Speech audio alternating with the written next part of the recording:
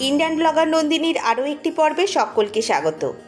আশা করি আপনারা সবাই ভালো আছেন, সুস্থ আছেন। আগামী 12ই আগস্ট বছরের শেষ সর্ববৃহৎ পূর্ণগ্রাস সূর্যগ্রহণ।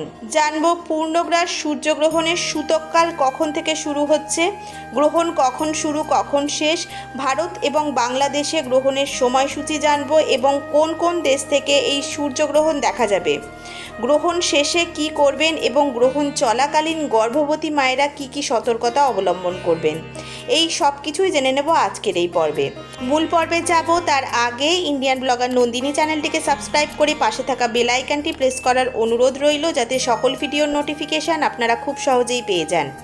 বিভিন্ন পূজা পাঠের পঞ্জিকা অনুসারে আপডেট পেতে অবশ্যই এই চ্যানেলটি সাবস্ক্রাইব করে নেবেন। চলুন শুরু করা যাক আজকের পর্ব। 2026 সালে 12ই আগস্টের সূর্যগ্রহণ বছরের অন্যতম প্রতীক্ষিত মহাজাগতিক ঘটনা, কারণ এটি হবে একটি পূর্ণগ্রাস সূর্যগ্রহণ। অনেকের মধ্যে প্রশ্ন রয়েছে, এই 12ই আগস্ট পূর্ণগ্রাস সূর্যগ্রহণের সূতককাল কখন থেকে শুরু হবে। জানবো তার আগে জেনে নেব পূর্ণগ্রাস সূর্যগ্রহণের সম্পূর্ণ সময়সূচি পঞ্জিকা অনুসারে। বছরের শেষ সবথেকে বড় সূর্যগ্রহণ হতে চলেছে 12ই আগস্ট 2026, বাংলার 26শে শ্রাবণ 1433 বুধবার।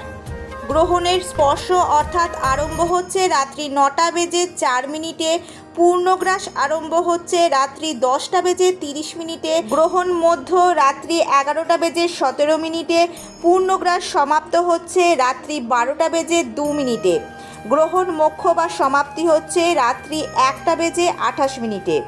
গ্রাসমান থাকবে 1.038। গ্রহণের স্থিতিকাল 4 ঘন্টা 24 মিনিট এবং পূর্ণগ্রাসের স্থিতিকাল রয়েছে 2 ঘন্টা 16 মিনিট।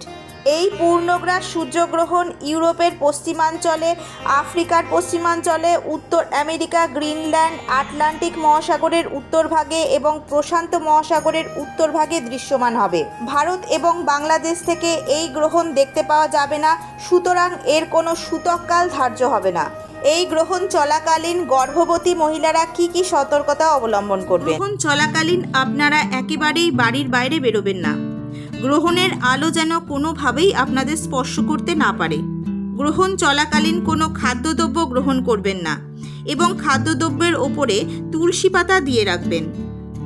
গ্রহণ চলাকালীন কোনো ধারালো বস্তু, ছুরি, কাঁচি এই সমস্ত জিনিস নিয়ে কোনো কাজ করবেন না। গ্রহণ চলাকালীন নিজের ইষ্ট দেবতার নাম জপ করবেন এবং এই সময় যে কোনো ধরনের ঝগড়া বিবাদ থেকে দূরে থাকবেন।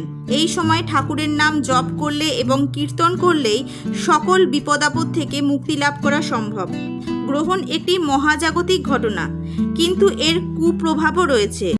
এবার জানব 12ই আগস্ট পূর্ণগ্রাস সূর্যগ্রহণের কুপ্রভাব থেকে মুক্তির উপায় কী। গ্রহণ চলাকালীন কোনো খাদ্যদ্রব্য গ্রহণ করবেন না এবং গ্রহণ শেষ হয়ে গেলে গোটা ঘর বাড়ি পরিষ্কার করে নিজের ইষ্ট দেবতাকে পূজা অর্চনা করবেন।